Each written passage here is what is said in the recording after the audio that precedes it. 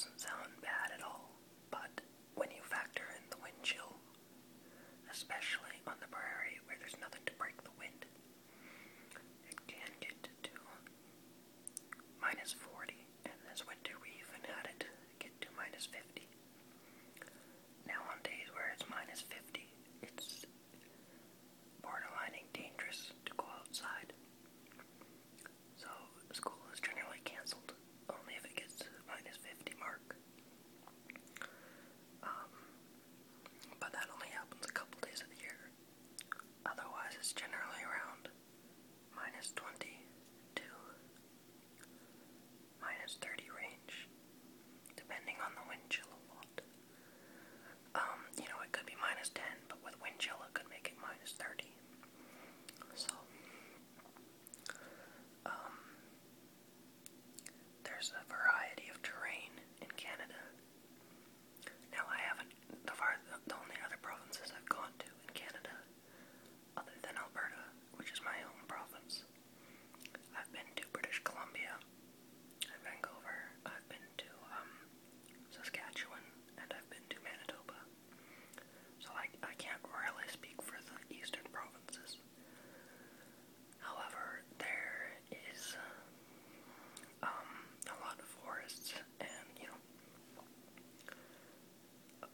quite a bit of forests in Ontario, all throughout the Canadian Shield it's called. And of course we have the Arctic, the tundra, and then the Atlantic and Pacific provinces, and then the prairie provinces. We have the Rocky Mountains, of course, which I feel extremely lucky to live so close to. I only live about 40 minutes away from them, so I'm really loving that.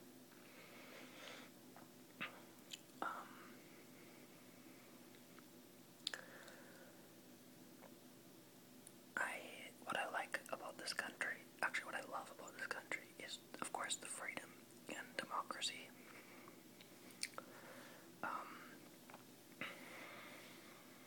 I love pretty much everything about this country.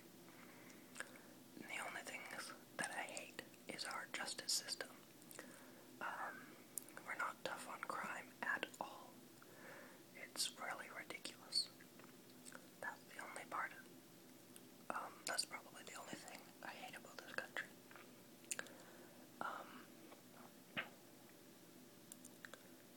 In general, Canadians get along with one another. However, of course there's English Canada and French Canada. The only French Canadian province is Quebec, and I have no problems with them. Sometimes the rest of Canada, we bicker a lot. We complain a lot about each other.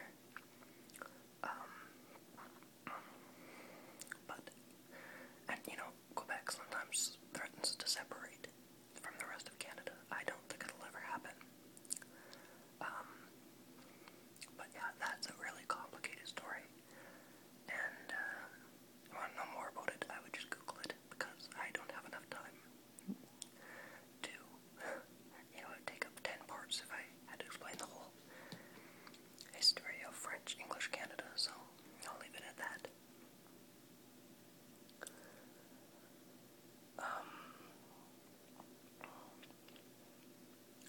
So Canada is a part of the Commonwealth, which means that the Queen of England is our head of state. So she's all members of the Commonwealth are New Zealand, Australia, India, Canada, and there's a bunch of other little ones too. There's quite a few countries in Africa.